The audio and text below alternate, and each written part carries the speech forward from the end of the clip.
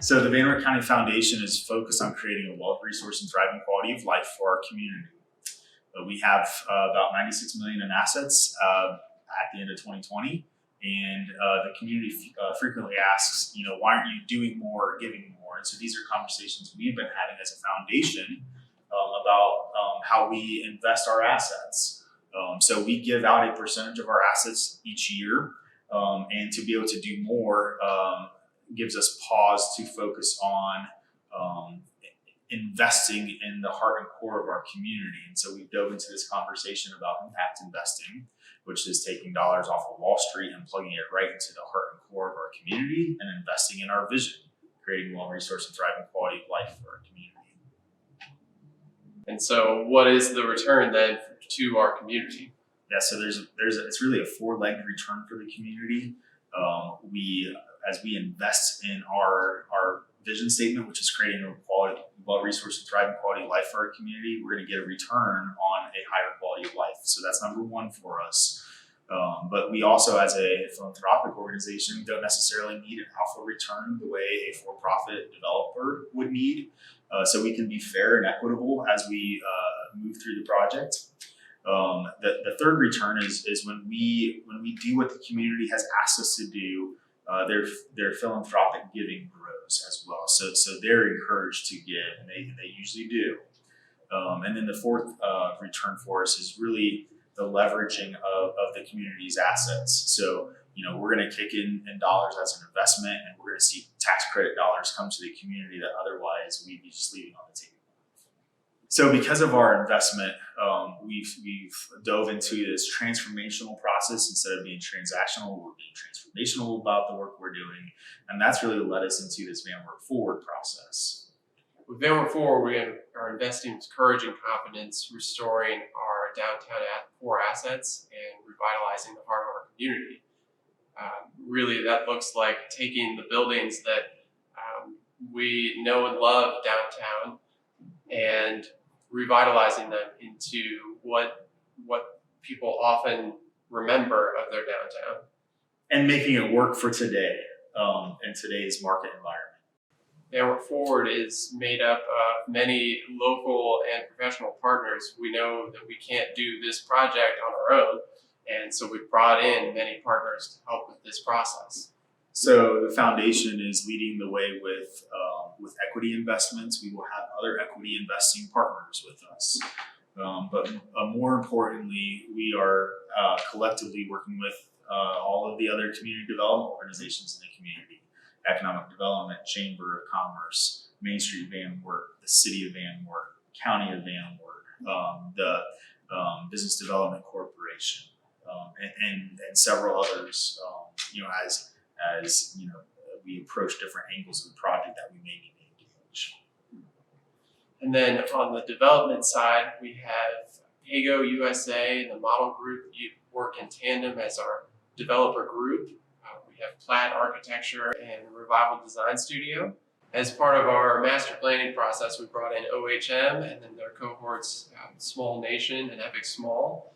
And then we've also got on the financial side, the Montrose Group that is working on downtown revitalization districts. Is that it? Yeah, and they will be working on developing really tools that are similar to tax incremental financing districts, which provide some, again, additional resources financial resources for the project. I don't think the community realizes how many buildings are at stake right now.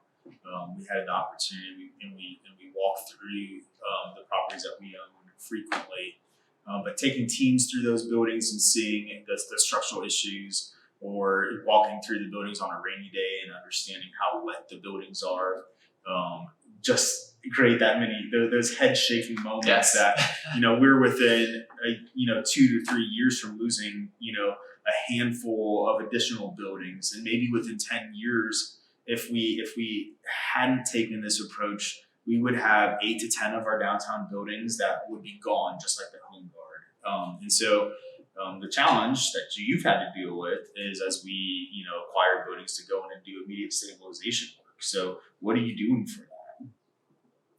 A whole lot. And obviously the immediate need is the safety issues. I don't know how much we want to talk about this, but we have some serious safety issues with our buildings. Places where you've got pieces of buildings that are ready to fall off. We had a window that broke yesterday. Was that yesterday? Mm-hmm. Yep. Yesterday, that we could have had shards of glass falling on people from 3 stories up. It's come to the point where not only are we close to losing buildings, but there's a serious safety hazard. Take the Home Guard, for example. We know that somewhere around 2 a.m., folks had just left after enjoying a summer night downtown, and all of a sudden a portion of the wall falls out into the street. It becomes a major safety issue. So those are the things we're focused on in the immediate term. So we've got safety issues, but we also have environmental hazards that we're dealing with as well. When there are some buildings that have known environmental contamination efforts, so we've started investigative research on how to appropriately clean those up, from asbestos hazards to, in some cases there's like paint, and so there's a lot of research not only on the structural integrity of the properties, but also making sure that they are the quality, that they'll provide a quality environment for people to live and work in the future.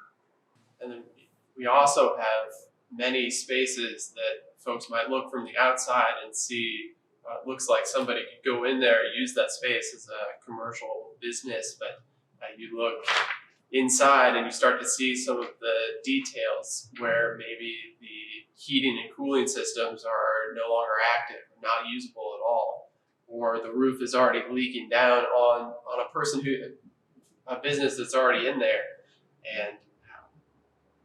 And this is kind of all, part of the plan as we work to build vibrancy is, taking these unusable spaces and returning them to economic vitality, both on a first floor level where commercial businesses can thrive, who are wanting to open up shop but can't because there's not a location, or people who are living upstairs who, are looking for a house and can't buy one because they're not available right now. So, taking the assets that we have as a community and just, letting them loose back on the market again.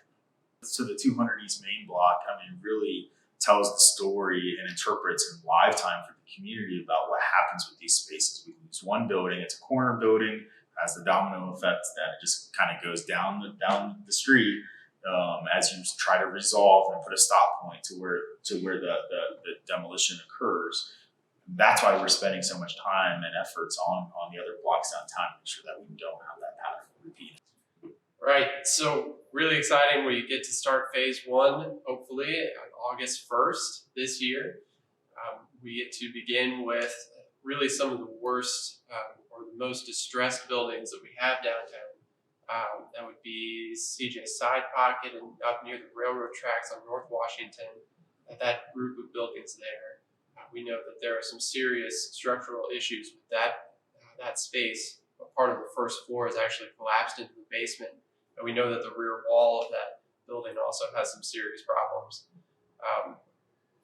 Additionally, there's, what do you call that building? The Oddfellows Lodge. I suppose Oddfellows. That now has a blocked alley in it because of structural compromised walls.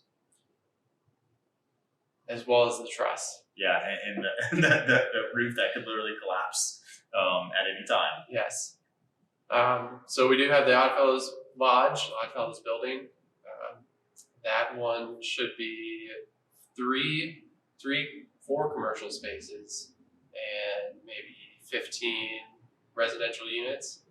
And then the final cluster is the South cluster. That's from Rhodes Insurance all the way down to Years Ago Antiques, where that was, the former Years Ago Antiques. And that building's not at risk of falling down, but we do also want to really cluster our development. So we put a real major injection on that Washington Street corridor, and it helps tie some ownership and kind of flow issues that building had. It ties those back together.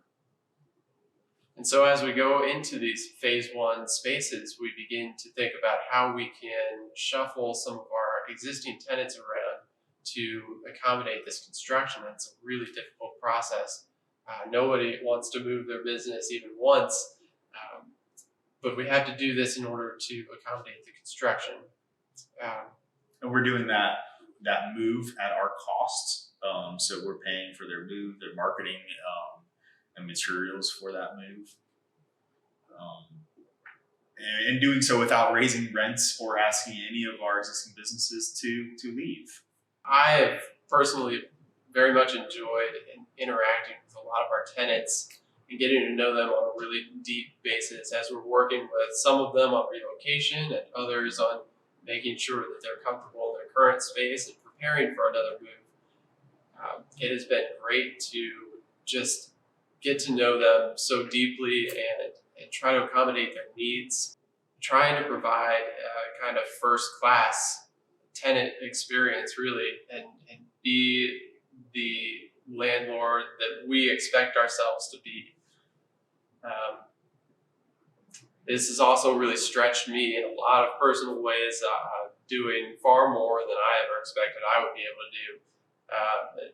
Just stretching and growing in a lot of different realms that I've never even considered going into. I think for me, the favorite part of the project is that Wert Forward just dives right into the heart and soul of our vision statement, creating a well-resourced and thriving quality of life for our community. And so it's fun. It's fun to be able to sit back and just hear some chatter and over the excitement of what's to come.